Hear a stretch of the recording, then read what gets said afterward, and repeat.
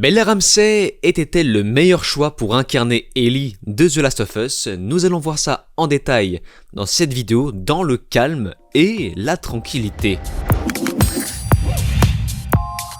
Salut à tous, c'est Vin sur Plot-Time et aujourd'hui on parle d'un sujet prétendu sensible. De toute façon, à chaque fois qu'on aborde un nouveau sujet, c'est sensible. Voilà, non, faut pas parler de ça, c'est sensible, non, tout est sensible. Je suis sur la sellette de Twitter en ce moment, jugé comme problématique. Donc c'est vrai qu'il faut que je fasse attention à ce que je dis, à ce que je fais, etc. Certains s'apprêtent à sortir leur gun suite au titre et à la vignette de ma vidéo, mais faites-moi confiance, ça va bien se passer. Ça sera tranquille, il n'y aura point de haine dans cette vidéo. C'est pas une blague, ça sera vraiment tranquille. C'est juste une façon d'ouvrir le débat gentiment, sereinement. Parce que oui, il faut savoir que l'actrice se fait actuellement harceler sur son physique. Est-ce que je suis obligé de préciser que c'est complètement con? Les gens qui font ça ont un grain à la place de cerveau, voilà, ils ont un pois chiche. Pour moi, harceler une personne pour son physique, c'est la chose la plus petite qu'il peut exister sur Terre. Mais avec du recul, je me dis, est-ce qu'ils nous font pas une petite Obi-Wan? Vous savez, avec Reva qui a déclaré s'être fait harceler, a reçu des attaques racistes suite à la série Obi-Wan. Moi je pense que c'était ça, c'était un peu là surtout pour masquer le fait que la série se faisait un peu lyncher, notamment pour ce personnage qui était très mal écrit, celui de Reva. Parce qu'il faut savoir qu'à partir du moment où quelqu'un a de la notoriété, cette personne se fera forcément attaquer sur son physique. C'est comme ça, on n'y peut rien. Même moi, qui ai une petite notoriété, je me suis fait également attaquer sur mon physique. Par exemple, on me reproche d'avoir des dents jaunes.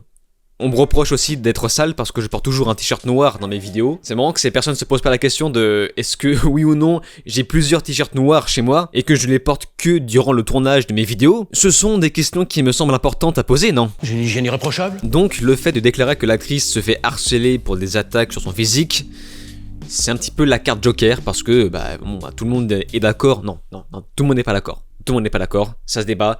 Il y a plein de gens qui trouvent que cette actrice en Ellie, ça ne marche pas. Et ça sera tout le sujet de cette vidéo. Avant d'aller plus loin, n'hésitez pas à checker ma playlist consacrée à la série The Last of Us avec ma première vidéo sur le test de The Last of Us 2 qui va servir de contexte pour tout le reste de mes vidéos sur la série. Et évidemment, à tous ceux qui ne l'ont pas encore fait, et je sais que vous êtes nombreux, vous êtes une grande majorité à regarder mes vidéos sans être abonné, donc n'hésitez pas à le faire. Abonnez-vous à ma chaîne YouTube, cliquez sur la cloche, voilà, si vous voulez me soutenir. Comme ça sera fait, et puis en plus, ce n'est pas la dernière fois que je ferai des vidéos sur The Last of Us. Pour revenir sur le sujet, je considère que personne ne doit avoir à se dire « Bon, j'ai eu un peu de mal avec cette actrice, j'ai encore un peu de mal, mais bon, je commence doucement mais sûrement à m'y faire. » Non, personne ne devrait avoir à se dire ça. Je veux dire, là on parle d'une série, on ne parle pas de Sodomie. Genre au début c'est compliqué, mais après au bout d'un moment ça commence à passer, non. S'il y a autant de bruit sur cette actrice, ce n'est pas juste parce que les gens sont aigris et méchants, même si c'est le cas, il y a une grosse partie, hein, attention. C'est aussi parce que peut-être que l'actrice n'était pas vraiment faite pour ce rôle. Alors moi je pense par exemple à Pedro Pascal, je vous ai expliqué que physiquement ça ne colle pas, voilà, je ne vais pas revenir sur tout ce que j'ai dit avant, mais dès que la série a commencé, dès que j'ai vu Pedro Pascal en Joël, je me suis dit, ce mec, c'est Joël. Enfin, sa façon de jouer, sa façon de bouger, sa façon d'interagir avec les autres, c'est complètement Joël. Mais pour Ellie, ça ne passe pas. Enfin, en tout cas pour moi, ça ne passe pas. C'est clairement, il y a un problème. Et si ça ne passe pas pour Ellie, ce n'est pas dû au hasard ou à de la méchanceté. Et ce n'est pas dû au fait qu'elle soit moche, comme beaucoup disent. D'ailleurs moche, ça c'est vraiment très subjectif. Donc c'est très simple, dans cette vidéo je vais faire à peu près la même chose que j'avais faite dans celle sur les anneaux de pouvoir. Vous savez, la fameuse vidéo sur la polémique où j'aborde le thème de la diversité ethnique au sein de l'univers. C'est-à-dire que je vais doucement commencer par déconstruire gentiment les arguments des gens qui se décrédibilisent complètement en insultant l'actrice, en disant qu'elle n'avait pas faite pour le rôle. Je vais commencer gentiment par ça. En gros, cette vidéo va beaucoup parler d'anatomie humaine, mais surtout de gonzesse. On va pas rester le cul vissé à la Casbah, on va aller en discothèque. Il y a une soirée tuning. Avant tout, ça me semble important de réinstaller un petit contexte qui est Ellie. Alors, Ellie est une jeune fille née après l'apocalypse dans l'univers de The Last of Us. Elle n'a connu que ce monde désolé depuis sa naissance. Elle est la seule à être immunisée face au champignon Cordyceps, raison de sa rencontre avec Joël, qu'elle va finir par considérer comme son papounet. En effet, Ellie est orpheline et a été élevée dans un pensionnat géré par l'armée, elle n'a jamais vraiment vu l'extérieur avant de rencontrer Joel. Et à côté, sa passion se penche sur la pop culture du monde d'avant, telle une archéologue. Et les producteurs ont donc choisi l'actrice Bella Ramsey pour incarner ce rôle, de son vrai nom Isabella May Ramsey, née le 30 septembre 2003 en Angleterre. C'est une actrice britannique, elle est connue pour son rôle de Lyanna Mormont dans Game of Thrones. Sa carrière a complètement décollé à partir de ça. Elle obtient plus tard le rôle principal dans la série Amandine, puis Hilda, etc. On peut également la retrouver dans His Dark Material, Becoming Elizabeth, Catherine Cold Birdie, pour finir dans le rôle d'Ellie dans la série The Last of Us sur HBO. Voilà. Sacré début de carrière pour une gamine, je pense qu'elle doit avoir un très bon agent. Donc on va pouvoir entrer gentiment dans l'art en abordant tous les arguments fallacieux qui sont destinés à dire que Bella Ramsey n'est pas faite pour jouer le rôle d'Ellie. Premier argument, Bella Ramsey n'a jamais joué au jeu, donc elle n'est pas faite pour ce rôle. Vous êtes con. Je veux dire, on s'en fout complètement que l'actrice n'ait jamais joué au jeu. C'est complètement débile. Pour créer The Last of Us, le jeu, les acteurs et doubleurs d'origine n'ont pas eu besoin de jouer à The Last of Us pour savoir comment jouer leur personnage. Je veux dire, on leur a expliqué comment ça marchait, et c'est exactement ce qu'on a fait pour Bella Ramsey. En revanche, c'est juste un petit plus qui aurait pu faire avantager l'actrice pour lui faire gagner du temps. Alors j'ignore si Pedro Pascal a joué au jeu, mais je trouve que son jeu d'acteur se rapproche beaucoup de celui de l'œuvre originale. Ça me fait beaucoup penser à Henry Cavill. On voit qu'Henry Cavill a joué au jeu et a lu les livres, il s'imprègne complètement du personnage, même si physiquement je trouve que ça ne marche pas. C'est donc la même chose pour Pedro Pascal, je trouve que physiquement ça ne marche pas, mais quand même, son jeu s'en rapproche beaucoup. Donc ça aurait simplement aidé Bella Ramsey d'avoir joué au jeu à la base, parce qu'elle aurait su exactement comment interpréter le rôle d'Ellie, mais ça ne change rien parce que les producteurs ont su comment, enfin les producteurs, le réal a su comment lui expliquer de quelle façon incarner le personnage. C'est comme ça qu'on fait normalement. Donc un argument à mettre à la poubelle. Oh putain. Alors, vous ne le savez pas, mais en fait, moi j'ai un problème avec mon nez. Mon nez se bouge souvent en hiver et quand je parle trop, ça commence à se coincer et je suis obligé de me lever pour faire des exercices, pour pouvoir me déboucher le nez. Pour le plaisir de vos oreilles, parce que je ne veux pas que vous m'écoutez parler avec un nez bouché. Non, ça c'est hors de question. Autre argument qui, moi, me semble bidon, Bella Ramsey est moche, donc elle n'est pas faite pour ce rôle. Alors, j'avoue que moi j'ai lâché ma phrase du type « elle ne ressemble à rien » dans ma première vidéo. Je vous cache pas que j'ai surtout dit ça sous l'effet de la colère, et j'ai utilisé un terme revenu souvent dans certaines critiques qui consiste à dire qu'Ellie, des jeux vidéo, a un visage angélique. Alors, ce mot ne veut pas toujours parler de la beauté, mais plutôt de l'innocence, et c'est là qu'on va passer à la partie suivante. L'anatomie du visage reflète le caractère. Moi, personnellement, je suis un passionné d'anatomie humaine. Je trouve le corps humain super beau. Je considère que toutes les ethnies sont belles. Il n'y a pas de gens plus beaux, plus moches à droite ou à gauche. Il y a des gens beaux et moches de partout, etc. Et il y a toute une complexité sur l'anatomie du visage. Dans le visage féminin, il y a deux types. Il y a par exemple les visages durs, on pourrait penser à Gal Gadot.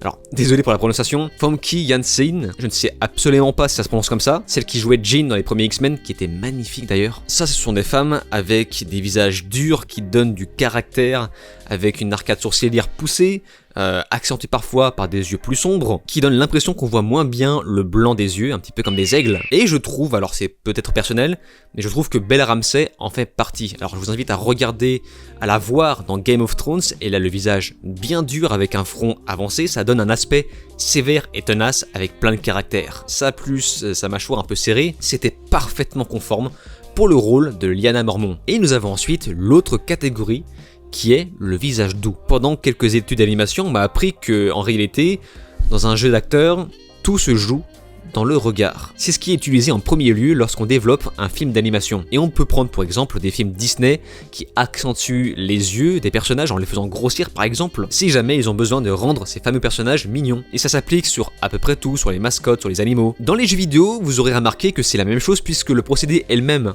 puisqu'on parle d'animation. Dans mes études, on m'a appris qu'en réalité, les visages des personnages des jeux vidéo sont sculptés à la main sur ZBrush, enfin en tout cas avant. Aujourd'hui, on utilise de plus en plus les scans 3D. D'ailleurs, c'est un peu dommage parce que on va commencer de plus en plus à perdre en caractère et en personnalité à force de tout faire comme ça avec des scans qu'on retouche par la suite sur ZBrush. I can't wait to see what she looks like in the remake. What the hell? Oh my God, no way, yeah, yeah. Mais en tout cas, la période The Last of Us, c'était vraiment la période PS3.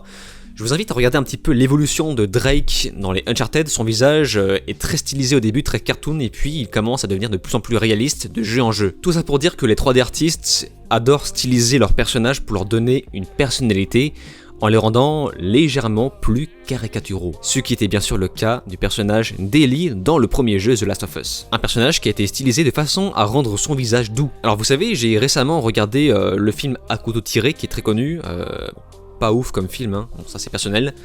Bref, par contre dedans il y a quelque chose que j'ai apprécié, c'est l'actrice Ana de Armas. Pour moi à la base c'était juste une meuf un petit peu mannequin, mais après avoir vu ce film, je trouve qu'elle a un vrai talent. Elle dégage quelque chose de spécial, elle a un vrai jeu qu'elle sait mettre à profit, et surtout elle a un visage très doux, quelque chose de très mignon qui se dégage de son regard. Encore une fois je le redis, dans le jeu d'un acteur, tout se joue dans leur regard. Et on peut aussi parler d'Emma Stone qui est très connue pour avoir ce regard particulier, ce visage doux, ses yeux énormes. Bon, il faut savoir que les yeux humains font quasiment tous la même taille, en fait ce qui donne l'impression que les yeux de certaines filles sont plus gros, c'est juste la conception et l'anatomie de leur visage autour. Par exemple, Ana de Armas a une mâchoire plus petite, du coup ça fait un effet de triangle inversé. On dirait que ses yeux sont gros, alors que généralement les femmes avec un visage dur sont plus des femmes mannequins avec une mâchoire bien carrée. Et c'est justement pour ça que Jenna Ortega était parfaite pour le rôle de Mercredi. Regardez un peu sa mâchoire, et du coup ça, là pour le coup ça accentue son caractère, le caractère un petit peu rugueux du personnage de Mercredi. Donc voilà, c'est comme ça qu'on arrive à faire la différence entre les visages durs et les visages doux. On pourrait aussi parler de Thomasin McKenzie, je ne sais pas si ça se prononce comme ça, ou encore Anya Taylor-Joy. Bon, même si c'est un peu la triche parce que elle a vraiment un visage très particulier, pour le coup elle a vraiment des yeux énormes. Alors attention, je ne mentionne pas ces actrices comme exemple pour jouer Ellie, là j'en parle juste pour illustrer mon propos sur les visages, et oui je sais, ce sont toutes des avions de chasse. Pourquoi Ellie a été modélisée comme ça dans le jeu? Pourquoi elle a été modélisée de façon à rendre son visage doux? Le but était bien sûr de la rendre mignonne. Et d'ailleurs, au passage, mignon ne rime pas toujours avec joli. Même si en effet, Ellie est jolie dans le jeu, Joel aussi également est beau. Ça c'est juste parce que c'est un jeu vidéo, il faut le faire vendre. Et c'est toujours plus séduisant d'avoir des personnages beaux dans un jeu. L'objectif était de sentir l'innocence dans ce personnage qui se voulait rebelle au début du jeu, pour créer un contraste avec sa vraie personnalité qui cache beaucoup d'amour et de chocolat. Parce que c'est vrai, au début du jeu, Ellie se la joue un peu rebelle, elle est un peu vulgaire, mais elle a un visage si doux et si pur, on se dit mais je pense qu'elle a un bon fond. Et ce sont toutes les raisons pour lesquelles je pense que Bella Ramsey ne marche pas en Ellie. Bella Ramsey, comme je vous l'ai expliqué, a le visage solide, dur, plein de caractère. De plus, elle a des petits sourcils. Ce faisant, son visage n'est pas non plus très expressif. Et avec ça, s'ajoutent des yeux sombres, on ne suit pas facilement son regard. Bref, on a beaucoup de difficultés à communiquer avec ce personnage. Autre argument aussi, et ça je vous l'ai déjà expliqué dans mes vidéos, bon ça a fait gueuler, mais pour moi ça me paraît rationnel.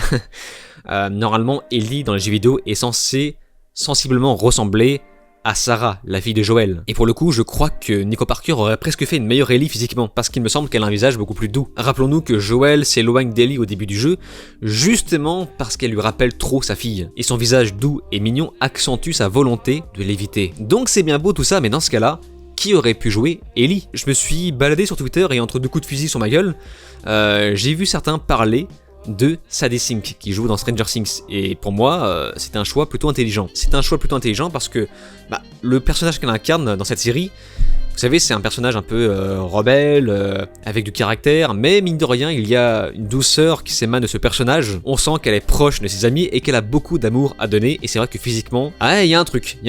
Là, pour le coup, elle a vraiment ce visage doux et innocent. Donc c'est vrai, j'avoue, on dirait un petit peu Ellie. Et là, pour ma part, je pense que le meilleur choix n'était d'autre que l'actrice Daphne Keane. Vous savez, la petite qui joue dans le film Logan. Je n'ai jamais arrêté de comparer le film Logan et le jeu vidéo The Last of Us pour le concept d'héritage, de protecteur qui prend une enfant pour sa fille. Daphne Keane dans ce film est Ellie, c'est complètement Ellie. Et l'actrice, de plus, est plus jeune que Bella Ramsey, qui est censée avoir 14 ans dans cette série. Mais après, Bella Ramsey fait beaucoup plus jeune et je pense que c'est pratique pour pouvoir la refaire jouer dans la suite où elle sera beaucoup plus grande. Daphne Keane, c'est clairement l'actrice qu'il fallait pour jouer Ellie. Mais vraiment. Franchement, le duo, elle, avec Pedro Pascal, ça aurait marché du tonnerre, ça aurait fait un buzz. Bon après, je suis quand même content de voir qu'autant de gens sont convaincus par rapport à Bella Ramsey en tant qu'Ellie. Moi, je vous le dis, ça ne marche pas. Et quel que soit le nombre d'épisodes qui vont s'écouler, ça ne marche pas, ça ne passe pas. Surtout que là aussi c'est personnel, mais je ne trouve pas l'actrice spécialement douée en termes de performance pure, je ne la trouvais pas non plus forcément bonne avant. Donc pour moi, ce choix reste et restera toujours très curieux. Mais surtout que ce qui me pose problème, c'est que Ellie, c'est le cœur du jeu. C'est le cœur de The Last of Us. Et si tu rates Ellie, tu rates le reste. Et à chaque fois que je regarde un nouvel épisode de The Last of Us, j'ai un peu l'impression de regarder la série avec une jambe cassée. Évidemment, c'est complètement personnel. Les gens qui ne sont pas convaincus par l'actrice Bella Ramsey, n'hésitez pas à me dire qui vous aurez vu dans ce rôle. N'hésitez pas aussi à m'expliquer, à argumenter pourquoi elle vous a convaincu. En tout cas, les choses sont faites, on ne pourra plus revenir en arrière, et on fera avec. Bref, on va donc gentiment s'arrêter ici. Vous avez vu ? Pas de haine, voilà. J'ai juste posé mes arguments, gentiment. Moi, je ne veux pas qu'on envoie des messages de haine à cette actrice. J'ai juste dit ce que je pensais, mais voilà. Rien de plus. Et d'ailleurs, j'espère ne pas avoir de haine dans les commentaires, bref. À nouveau, je vous rappelle que le bouton d'abonnement existe, donc n'hésitez pas à le spammer. En tout cas, si ce n'est pas déjà fait, n'hésitez pas aussi à souscrire à ma chaîne YouTube si vous voulez me soutenir, à me rejoindre sur les réseaux sociaux. Je vous dis alors ciao et à la prochaine.